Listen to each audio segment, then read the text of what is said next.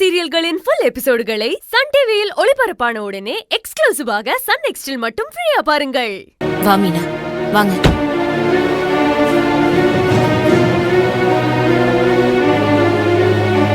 அம்மா, திவ்யா அங்கேயே நிக்கிறாம்மா. அவளையும் கூப்பிடுங்க, எல்லாரும் ஒன்னாவே போவோம். அவ இவ்வளவு தூரம் வந்ததே பெரிய விஷயமா. அவ எங்கேயே நிக்கட்டும். இப்ப அவளை உள்ள கூட்டிட்டு போனோன்னு வையேன், தேவையில்லாம ஏதாவது பேசிட்டு இருப்பா.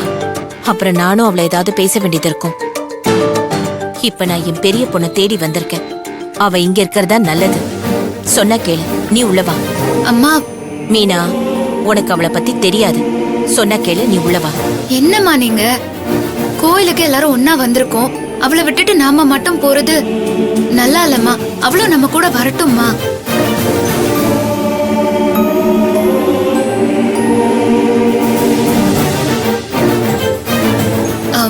சார், நீங்களாவது திவ்யாவை கூப்பிடுங்க சார்.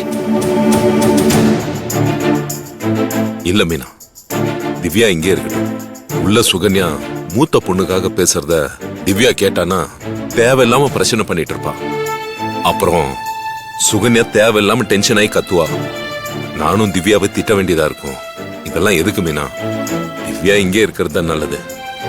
நம்ம உள்ள போய் பார்த்துட்டு வருவோம், வாமா. என்ன சார், நீங்களும் அம்மா மாதிரியே பேசுறீங்க. அம்மா தான் திவ்யா மேல கோவமா இருக்காங்க. உங்களுக்கு என்ன சார்? அதுக்கு இல்லம்மா, எங்க மூத்த பொண்ணோட ஞாபகமா வச்சிருந்தது ஒரே ஒரு சின்ன வயசு போட்டோ மட்டும்தான். அதையே அவ கிழிச்சு போட்டிருக்கா. அப்படி இருக்கும்போது அவளுக்கு எங்க மூத்த பொண்ணு மேல எவ்வளவு கோவம் இருக்கும்னு நானும் தெரிஞ்சுக்கிட்டேன். இவ எங்க மூத்த பொண்ணு கிடைக்க கூடாதுன்ற எண்ணத்துல கூட இப்படி செஞ்சிருக்கலாம் இல்லையாமா? சார், இல்ல சார். பார்மினா, எங்களோட வழி அவளுக்கு புரியலம்மா. அதனாலதான் இப்படி எல்லாம் செஞ்சுட்டு இருக்கா. இப்போ நாங்க மூத்த பொண்ணை தேடி கோயிலுக்கு வந்திருக்கோம். அவ இந்த விஷயத்துக்குள்ள வந்து அங்க ஏதாவது பேசியோ இல்ல ஏதாவது குழப்பம் பண்ணாலோ அதை பார்த்து சுகன்யா மனசு கஷ்டப்படும். சுகன்யாக்காக திவ்யாவை திட்ட வேண்டியதா இருக்கும். அப்புறம் திவ்யா மனசு கஷ்டப்படும். இதெல்லாம் எதுக்கு மீனா? அதனால இவ இங்கே இருக்கட்டும், நாம கோயிலுக்குள்ள போவோம், வாமா. சார், என்ன சார், அவதான் சின்ன பொண்ணு, ஏதோ தெரியாம இதெல்லாம் பண்ணிட்டு இருக்கா. இதுக்கு போய் அவளை நம்ம கூட கோயிலுக்கு வரக்கூடாதுன்னு சொல்லுவீங்களா? காணாம போன அக்கா கிடைக்க கூடாதுன்னு என் தங்கச்சி நினைக்க மாட்டா சார். இவளுக்கு நீங்க ரெண்டு பேரும் காட்டுற பாசம் பத்தல சார். அதனால நீங்க ரெண்டு பேரும் அவளை பாசமா பாத்துக்கலன்னு அவ நினைக்கிறா சார். நாங்க பாசமா தானே இருக்கோம் மீனா அவகிட்ட. அதான் அது அவளுக்கு புரியலையேம்மா. அம்மா, பிள்ளைங்க மேல பாசம் காட்டுறதுதான் பெத்தவங்களோட முத கடமை. அந்த கடமைய எந்த சூழ்நிலையிலும் நம்ம தவிர்க்க கூடாது.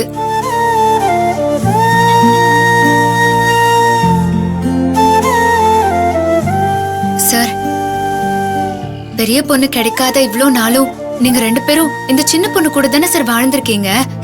உங்க ரெண்டு பேரோட ஏக்கத்தையும் அவ தானே சார் தீர்த்து வச்சா.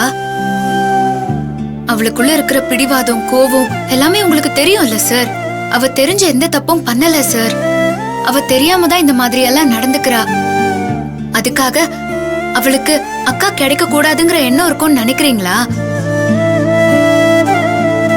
திவ்யாவோட கோவத்தை நான் என்னைக்குமே தப்புன்னு நினைக்க மாட்டேன் சார்.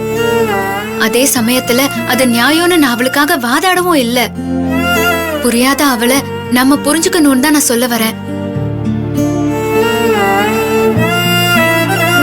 அவ வருத்தப்படவே கூடாது சார். அப்படி ஒரு சிச்சுவேஷனுக்கு நாமளே திவ்யாவை கொண்டு போய் நிறுத்திட கூடாது சார். சொன்னா கேளுங்க சார். ஒரு வார்த்தை அவளை உள்ள வான்னு கூப்பிடுங்க, அவ கண்டிப்பா வருவா. அவளும் சின்ன பொண்ணு தானே சார். போக போக எல்லாத்தையும் புரிஞ்சுப்பா.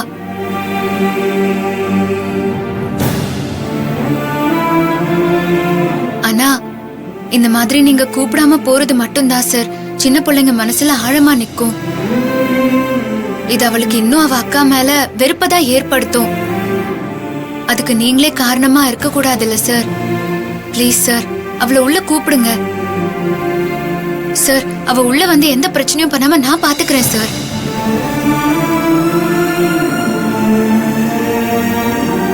ஏன் ரெண்டு பேரும் யோசிக்கிறீங்க?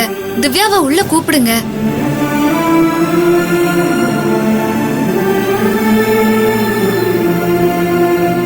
திவ்யா கோயிலுக்குள்ள வா செல்லம். செல்லம் உன்கிட்ட தானே சொல்றேன், கோயிலுக்குள்ள வா போலாம். திவ்யா உள்ள வா. நீங்க வாங்க. ம்.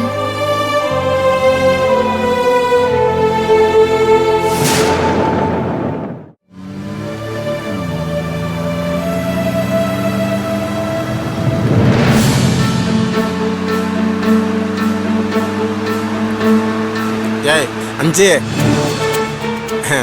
நீ நானும் ஒன்றா இந்த மாதிரி காரில் போகணும்னு நான் எவ்வளோ நாள் ஆசைப்பட்டேன் தெரியுமா? இப்போ நான் எவ்வளோ சந்தோஷமா இருக்கேன் தெரியுமா? உனக்கு எப்படி தோணுது? இங்க பாருங்க, எனக்கு மீனாவை பார்த்து அவகிட்ட எல்லாத்தையும் சொல்ற வரைக்கும் என்னால உங்க கூட ஜாலியெல்லாம் வர முடியாது. மீனாவை பார்க்கத்தானே போகிறான். அங்கே போகிறதுக்கே எப்படி 4-5 மணி நேரம் ஆகும். அங்கே போகிறது வரைக்கும் ஏதாவது ஜாலியாக பேசிட்டு போகலாம்ல. நான் பாட்டு பாடவா? வேணாமா? சரி.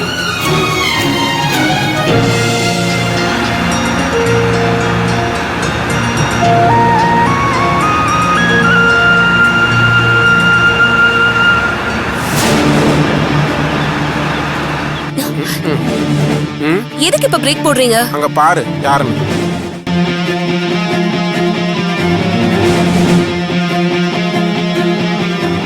ஏய் வேணா வேணா, அவகிட்ட போய் பேசாத. அவர் ஆளுன்னு நம்ம சுத்தி போயிருவோம். நாம ஒண்ணும் அவளை பார்த்து பயப்படணும்னு அவசியம் கிடையாது. இன்னைக்கு அவளை நானு ஒரு கை பாத்தரலாம். வாங்க வாங்கன்னு சொல்றல்ல, வாங்க.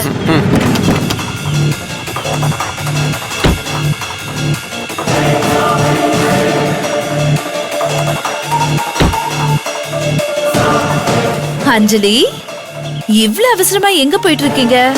அத எதுக்கு நீங்க கேக்குறீங்க? என்ன அஞ்சலி, என்கிட்டயே கோவமா பேசிட்டு இருக்க? ஏன்னு உங்களுக்கு தெரியாது? நான் உங்களுக்கு எவ்வளவு நம்பி இருந்தேன். நீங்க எனக்கு எப்படி துரோகம் பண்ணிருக்கீங்க? நான் துரோகம் பண்ணேனா? என்ன சொல்ற? நடிக்காதீங்க. என்ன காப்பாத்துங்கன்னு உங்ககிட்ட நடந்ததை சொன்னா நீங்க அத போய் அவர்கிட்ட சொல்லிருக்கீங்க. என்ன கொலை வேற பண்ண சொல்லிருக்கீங்க. ஓஹோ, இவ பார்த்த வேலை தானா? நான் அப்படியெல்லாம் எதுவுமே சொல்லல. போதும், இதுக்கு மேல உங்க பேச்ச நான் கேட்க தயாரா இல்ல. நான் இனிமே மீனாக்கு தான் விசுவாசமா இருக்க போறேன். என்ன சொல்ற? இது வரைக்கும் பணம் தான் முக்கியம்னு நான் நினைச்சிட்டு இருந்தேன். ஆனா இப்ப என் உயிரை காப்பாத்தணும்னு நினைச்ச என் குடும்ப உறவும் மீனாவும் தான் எனக்கு முக்கியம். வேண்டாம் அஞ்சலி, மீனாவுக்கு சப்போர்ட் பண்ணணும்னு நினைக்காத. மீனாக்கு சப்போர்ட் பண்றது மட்டும் இல்ல, இப்ப நான் அவகிட்ட ஒரு மிகப்பெரிய ரகசியத்தை சொல்ல போறேன். அந்த ரகசியத்தை இப்ப வரைக்கும் நான் உங்ககிட்ட கூட சொன்னதில்ல. ஆனா இன்னைக்கு நான் அதை மீனா கிட்ட சொல்ல போறேன். நான் அவளுக்கு பண்ண பாவத்துக்கு பிராயச்சித்தை தேடிக்க போறேன்.